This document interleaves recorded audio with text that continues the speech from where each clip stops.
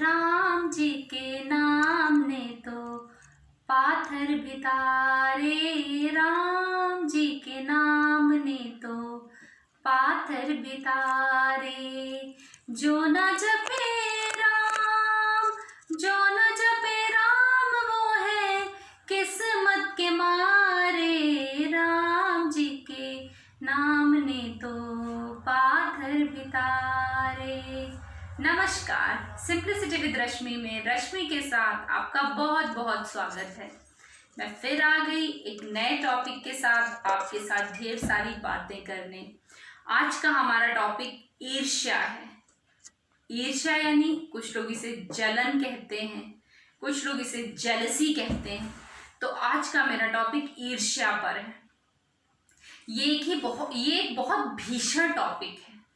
मैंने कहा कि मैंने बहुत सारे शब्दों का इस्तेमाल किया होगा, लेकिन आज ये यहाँ पर मैं कह रही हूँ ये एक भीषण टॉपिक है। भीषण टॉपिक मतलब कि जैसे हमारे शरीर में आँख, नाक, कान, मुंह सारे शारीरिक अंग होते हैं ना, उसी प्रकार से ये जलन भी हर व्यक्ति के अंदर होती है। कहते हैं जब व्यक्ति खुद संतुष्ट नहीं होता है तभी दूसरों को देखकर जलता है। जलन करने वाले या ईर्ष्या करने वाले व्यक्ति से कभी भी नफरत मत करिए, क्योंकि कहीं ना कहीं वो अपने से ज्यादा दर्जा आपको देते हैं। अच्छा, जो ईर्ष्या का दायरा होता है वो बहुत दूर तक नहीं जाता है। ईर्ष्या का दायरा बहुत छोटा होता है। हम किससे ईर्ष्या करते हैं? अपनों से।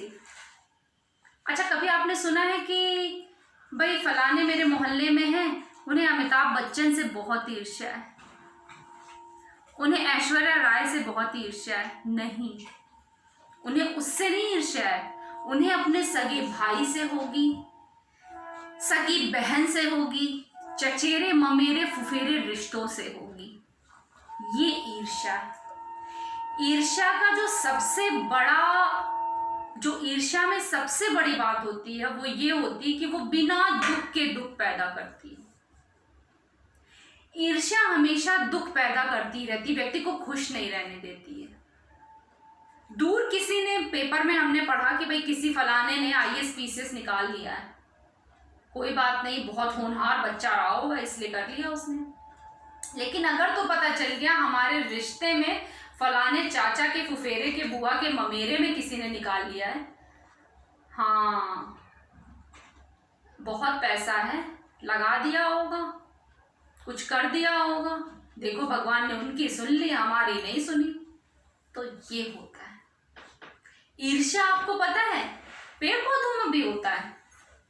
जैसे ही गुलदस्ते से टूटकर एक फूल लगता है कमरे में, एक बड़े से कमरे में एक सुंदर सा फूल जब गुलदस्ते में लगता है तो उसे लगता है मुझसे ज्यादा पूरे बाग में से सिर्फ मुझे तोड़ा गया और मुझसे खूबसूरत फूल हो ही नहीं सकता।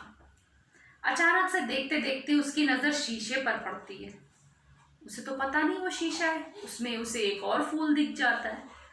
अब उसके अंदर ईर्ष्या आ जाती है कि नहीं भैया, मैं सबसे सुंदर हूं, ये कैसे सुंदर हो सकता है। यही मंथन करते करते पूरा दिन बीत जाता है और फूल मुरझा जाता है। उसे नहीं पता है कि वो मुरझा रहा है, उसे इस बात की खुशी है कि सामने वाला फूल मुरझा रहा है। माली आता है, दूसरे दिन उस फूल को उठा के कूड़ेदान में डाल के नया फूल लगा देता है। यही व्यक्ति का होता है। हमने किसी कक्षा में पढ़ा था, ईर्ष्या तू न गई मेरे मन से, रामधारी से दिनकर जी ने लिखा था, ईर्ष्या तू न गई मेरे मन से। सच में उसमें जो पहला एक शब्द था तो उसमें स्टार्टिंग ये थी कि एक वकील साहब थे जिनके 2 बेटे थे, आज्ञाकारी पत्नी थी, बहुत सारे उनके मित्र थे, अच्छा खासा पैसा था, 4 मंजिला इमारत थी, बाग बगीचा था और सुंदर सा माहौल था घर का। एक खुश रहने वाले व्यक्ति को इससे ज्यादा क्या चाहिए था। लेकिन वो दुखी थे क्योंकि जो उनका पड़ोसी था वो एक बीमा एजेंट था, उसके पास उतनी ही खुशियां थी, उसके पास 4 पहिया गाड़ी थी, 4 व्हीलर गाड़ी थी। तो उन्हें लगता था काश ये मुझे मिल जाता। तो वो दुख को खोज रहे होते थे। इसलिए वो कभी, जो दुखी रहने वाला व्यक्ति है, जो ईर्ष्यालु व्यक्ति है, वो दुख को खोजता है, सर्च करता है। जैसे हम गूगल पे डाल के सर्च करते हैं ना, वैसे जब आदमी खुश हो लेता है दिन भर तो चारों तरफ नजर डालता है कि कोई एक टॉपिक उठा के उस पर दुखी रहना है। ये एक बीमारी है। ईर्ष्या करना एक बीमारी है, और जिसके अंदर ईर्ष्या करने की बीमारी होती है उसमें निंदा भी आ जाती है, यानी बुराई करने की आदत। इसीलिए कहते हैं कि जो बुराई यानी निंदा है वो ईर्ष्या की बड़ी बेटी है। जो व्यक्ति ईर्ष्या में निपुण होता है वो बुराई में भी निपुण होता है, और फिर वो लोगों को खोजता है कि कैसे उसकी कमियां बताई जाएं, बुराई बताई जाए, कि लोगों के सामने उसको नीचा दिखाकर हम खुद अपनी एक जगह वहां बना लें। ये ईर्ष्या और निंदा की कहानी है। हमें इससे अवॉइड करना चाहिए, हमें इससे दूर रहना चाहिए, क्योंकि ईर्ष्या सामने वाले की तो बुराई बाद में करता है, आपको पहले अंदर अंदर खोखला कर देता है। तो ईर्ष्या एक बुरी आदत है। और जैसा कि मैं हमेशा किसी न किसी टॉपिक पर आपके साथ अच्छी अच्छी बातें करती हूँ, वो बातें आपको भी अच्छी लगती होंगी।